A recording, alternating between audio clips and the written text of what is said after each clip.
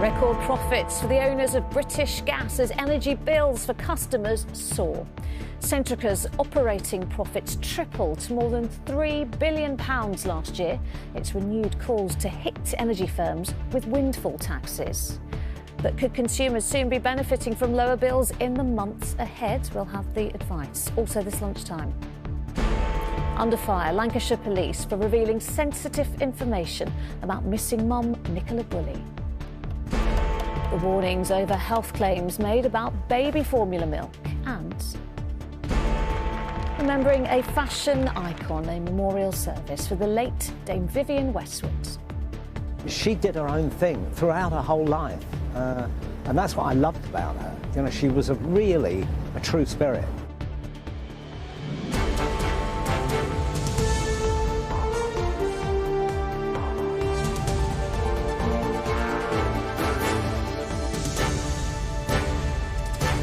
This is the ITV Lunchtime News with Lucrezia Millarini. Good afternoon. The soaring cost of energy has led to soaring profits for the owners of British Gas, who today revealed profits tripled to more than £3 billion last year. Centrica, like other energy firms, has made huge financial gains following Russia's invasion of Ukraine, while consumers have been hit by surging bills this winter. But the boss of Centrica said it was too early to discuss whether or not he'd be taking his annual bonus. Our political reporter Amy Lewis now on the gains for the companies and the pain for their customers. Geraldine is not just struggling with her health, but also paying her bills. The 66-year-old state pension and disability benefits are not enough to survive on. Before Christmas, British Gas arrived at her home with a warrant to install a prepayment meter. Its parent company, Centrica, has tripled its profits.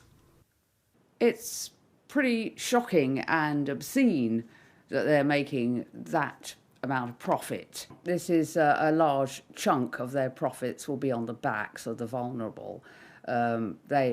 Basically it is obscene. Right now, fossil fuels account for 40% of our power. The majority of Centrica's profits came from its nuclear oil and gas business rather than from the British Gas energy supply. Last year, profits were a record £3.3 billion, more than 3 times the £948 million it posted the year before, and well above the previous record of £2.7 billion in 2012. Hello, it's British Gas, your gas supply. We're here with a court warrant. In recent weeks, British Gas has been criticised over this footage showed its use of debt agents to force-fit prepayment meters in the homes of vulnerable customers. Today, Centrica's CEO condemns some of its prior practices. That's not how we want to do business. And whether you work for us or you represent us, you cannot talk about customers like that. You have to treat customers with dignity. If it's happened to just one customer, that's one too many. Those practices happened whilst energy bills soared following Russia's invasion of Ukraine. BP and Shell have both posted record profits in the past fortnight, but the government's defended how much they are taxed. We have already taken big steps to increase the tax on energy firms, and that's helping us fund measures on the cost of living. But of course, we keep all these things under review. Centrica has said it paid approximately £1 billion in tax for last year's profits after the government introduced a windfall tax. The Conservatives have the choice to extend the windfall tax on the oil and gas companies to recognise that these excess profits they're making are as a result of international circumstances and war in Ukraine, and to use that money to help families who are paying the price right across the UK. Campaigners and customers believe the record profits being posted prove the energy market is broken and the most vulnerable need more protection. Amy Lewis, ITV News. Joining us now is Richard Newdegg from energy switching website Uswitch. Richard, thank you so much for joining us this lunchtime. And bumper profits again for another energy firm. It's great news for them, but it's not much comfort for families struggling to pay their bills, is it? It's really difficult to see when we're there staring at direct debits and bills coming through. It's not just Centrica, you've got Shell, BP, all the ones that are involved in that wholesale bit of the market that's affected by those global energy prices have seen these really big profits. There is a little bit of good news, though, is we're starting to see those wholesale energy costs that flow onto our bills start to come down, which raises the question, how quickly can we get the savings of that through to the bills that we are all having to pay. Yeah, I want to speak to you about that specifically, but just talk about the boss of Centrica, Chris O'Shea. He says he's not going to discuss whether he's going to take his bonus yet. Should he be taking his bonus? Should he be at least discussing it?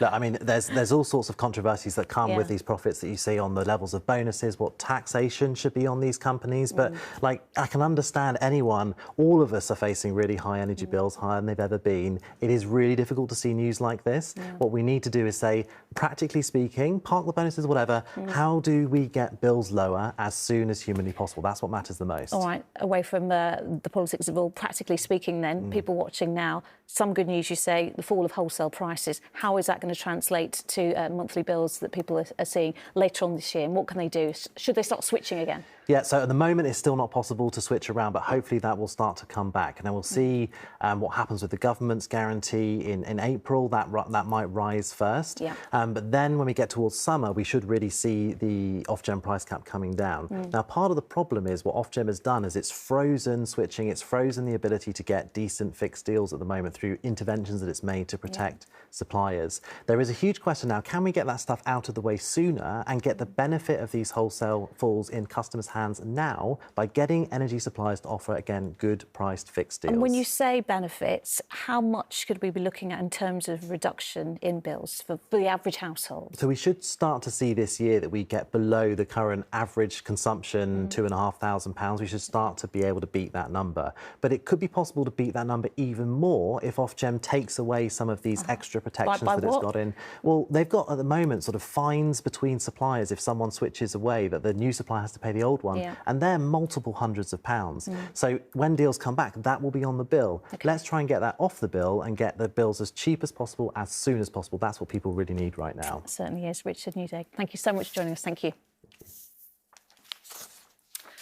There is a growing backlash today after Lancashire police revealed Nicola Bulley had significant issues with alcohol and struggled with the menopause.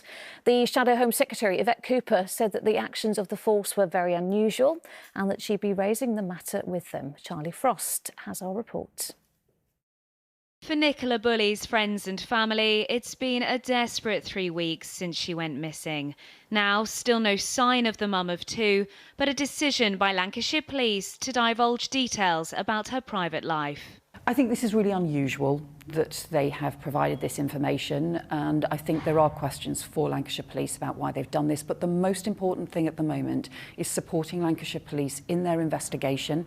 The force acknowledge it's an unusual step, but say they did it to provide clarity and avoid further speculation after they described the 45-year-old as a high-risk missing person, writing in a statement, Nicola had in the past suffered with some significant issues with alcohol, which were brought on by her ongoing struggles with the menopause, and these struggles had resurfaced over recent months.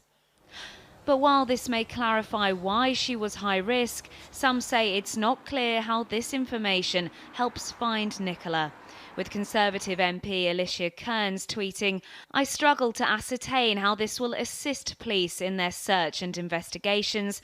I do see how it would assist those wishing to victim blame or diminish.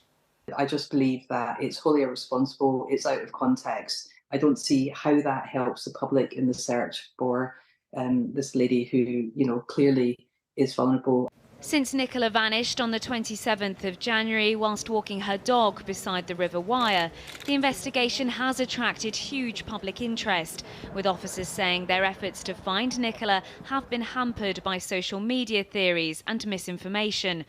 So this is not a normal case. In a normal case, the police, as they have done up until yesterday, have kept all the information close to their chest. They haven't shared that information. But despite that, it hasn't stopped people speculating about what has happened, and quite frankly, in a very, very unpleasant way. Detectives' main working hypothesis is still that Nicola somehow made her way into the river, having found no evidence of third-party involvement.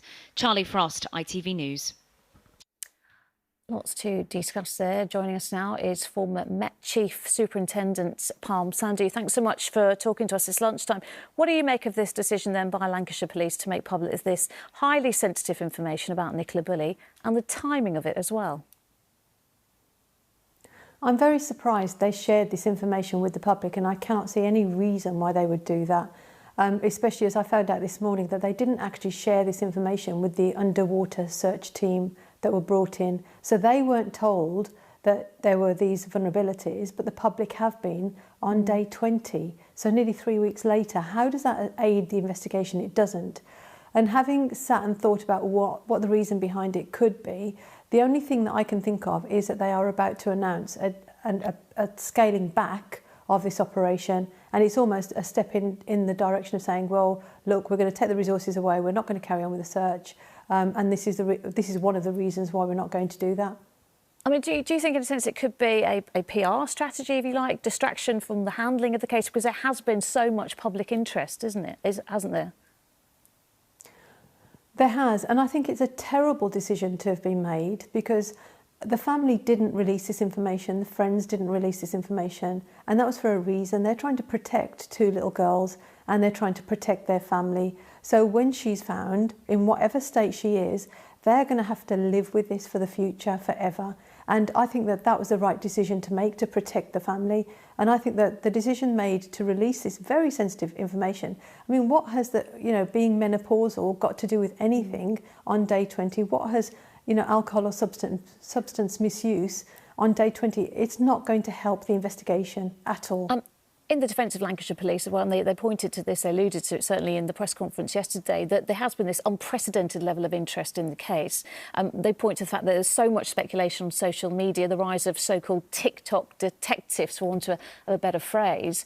That hasn't necessarily helped their job, has it?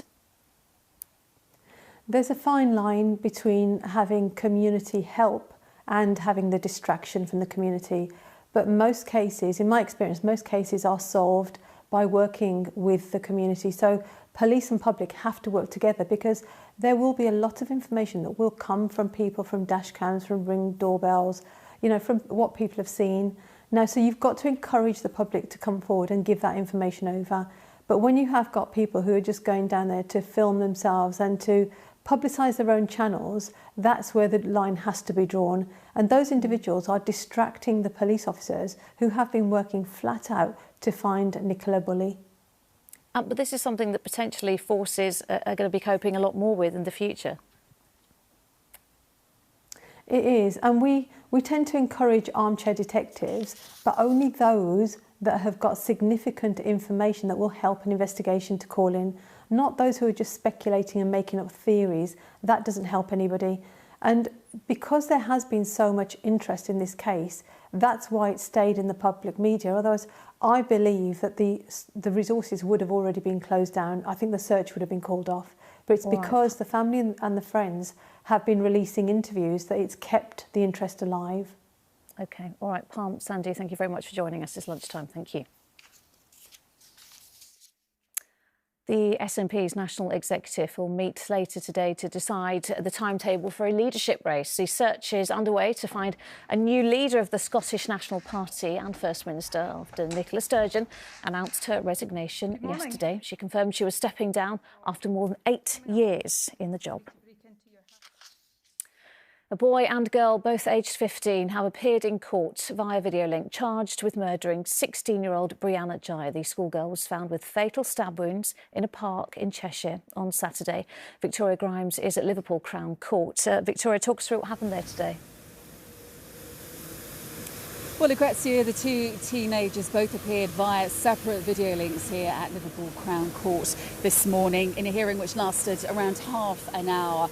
The pair, who can't be named for legal reasons, spoke only to confirm their names and their dates of birth. They were charged on Wednesday following the death of 16-year-old Brianna Ghey. She was discovered with fatal stab wounds at a park in Warrington, close to where she lived in Birchwood, at around 3 o'clock on Saturday afternoon.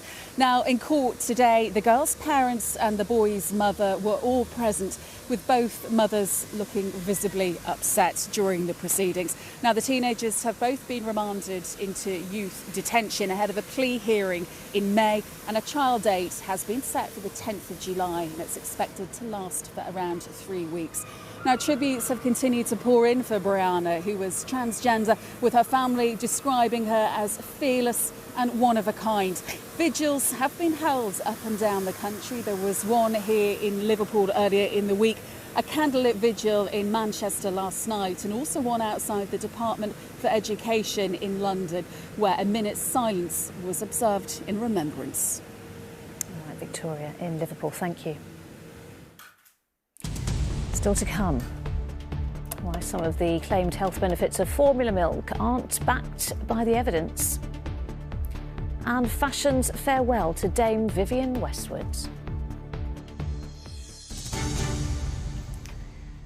But first, rescue efforts in earthquake-stricken parts of Turkey have dramatically scaled back, leaving just devastation and despair. The number of confirmed deaths now stands at more than 40,000, and there have been reports of violence and looting in some of the places worst hit. Our correspondent Peter Smith is in Antakya in southern Turkey, where quiet has taken over after more than a week of frantic searches. These piles of rubble that were buildings, were homes, are a familiar scene across southeast Turkey and in Syria now. But something that's changed here today, just take in that silence. In the first week when we came here, it wasn't uncommon to hear voices calling out from the rubble for help. Rescue teams would be alerted and sent in. That's not happening anymore. There are no rescues here today. Instead, what's left is devastation. Some of the buildings in Antakya, known in the Bible as Antioch, are more than 5,000 years old. There will be attempts to repair some of this. Some of it is salvageable, some of it not. But what cannot be replaced, of course, is the human lives. There are now 40,000, more than 40,000 confirmed dead across Turkey and Syria now. Those are just the bodies that have been recovered and identified. We know there are many more still to be removed. We've seen families waiting for news at the side of the rubble while rescue teams go through. It is a painstaking process. We know that the decay of death makes the process of removing a body from the rubble even more time-consuming. It's going to take a long time.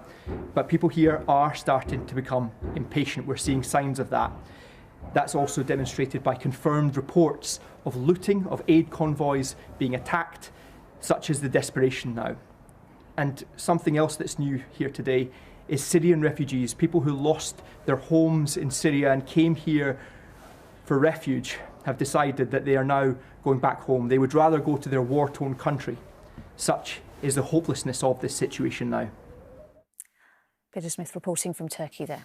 Next is Lunchtime. If you are the parents of a newborn baby, you may want to listen to what experts have had to say about formula milk today. Scientists from Imperial College London have found some of the health claims made about the products aren't supported by the evidence. Sangeeta Kandola is with us now. Sangeeta, talk us through what the researchers found then. Well, Lucrezia, millions of parents rely on formula milk to feed their babies, and actually many parents are comforted by the fact that these formulas claim to help with a child's development. For example, increasing brain or eye development or improving a baby's immune system. But new research claims that these claims aren't always what they seem. In fact, a study by scientists from the Imperial College London published in the British Medical Journal assessed hundreds of milk formulas from 15 countries, including the UK. And it had interesting findings. It found a wide range of health and nutritional claims were not backed by the science, and when they were, it was weak and often biased. It also said, on average, each formula product advertised at least one health claim, but only 56% were backed by clinical trials. The rest were based on reviews, opinions, or studies on animals, and that nearly 90% of clinical trials mentioned as evidence were funded in part by the formula industry or directly associated with it. Now, there is also a concern that health claims on formula milk could, in fact, discourage breastfeeding by undermining its benefits. Well, scientists who are behind this study are now calling for a tightening of the marketing rules and the promotion of these claims on formula milk to give people a clearer picture of the actual benefits. All right, Sangeeta, thank you. Aldi has announced plans to create more than 6,000 jobs across the UK this year. It's part of the supermarket's plans to expand with new stores in places including Norwich, Newcastle and Huddersfield. It's also recruiting staff for its distribution centres. And finally, this lunchtime, the world of fashion, from models to designers, will be saying their farewells to the icon and woman described as the godmother of punk, Dame Vivienne Westwood, this afternoon. A special memorial will be held to honour her. Rashid Avda sent us this from Southwark Cathedral. Dame Vivienne Westwood died right at the end of last year. Today's memorial service is a chance for those who knew her, respected her and drew inspiration from her to pay tribute. She made her name in the 1970s as a fashion designer known for bringing punk into the mainstream. Famous for androgynous designs, slogan t-shirts and showing contempt towards the establishment. She was laid to rest at a small funeral last month. And today's service will be a chance from all those from the world of fashion to come together and reminisce about one of the greats. One of Vivienne's close friends, Jeff Banks, who is also a fashion designer and now a director of the Vivienne Westwood Company, spoke to me earlier and shared his memories of Vivienne. As a person, she was absolutely true to herself. She was unwavering. She didn't copy anything. She didn't follow any trends. She actually did what she did from the heart and actually remained faithful to it, regardless of commerciality. She did her own thing throughout her whole life.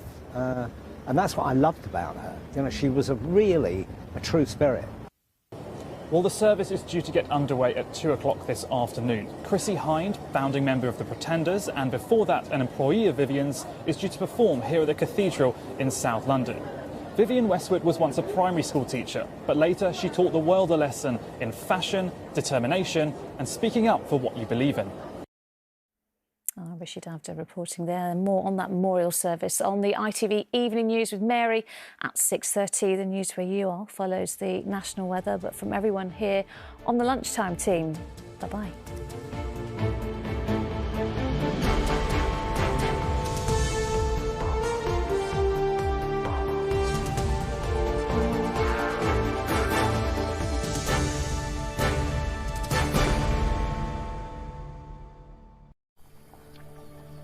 This unexpected warm winter sun could disappear by lunchtime. Heinz Soups sponsors ITV National Weather.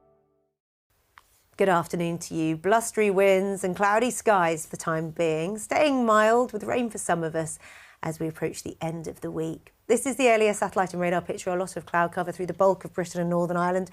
Rain tickling fringes of north-western Scotland there, and the rain extending into Northern Ireland in the next few hours. Ahead of this, mostly dry, a bit of a breeze and staying mild, highs of 12 or 13 degrees, even with the lack of winter sunshine.